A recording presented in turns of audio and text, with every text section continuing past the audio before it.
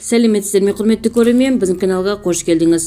Атырауда өзін өртеп жіберген ер адам қайтыс болды. Осыдан 2 күн бұрын дәрігерлер науқастың жағдайы өте ауыр және денесінің 81% күйік шалғанын айтқан еді. Атырау облысы Достар ауылында өзін өртемек болған 1961 жылы туған ер кісі қайтыс болды деп хабарлайды Атырау пресс.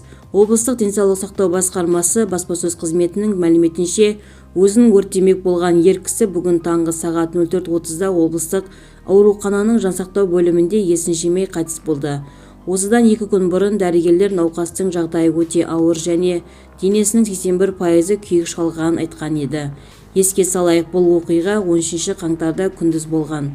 Мақат аудандық полиция бөліміне 16:45 шамасында Достар ауылының Аймағамбетов көшесінде орналасқан тұрғын үйлердің бірінде ер азамат өзін өртеп жіберген туралы ақпарат түскен.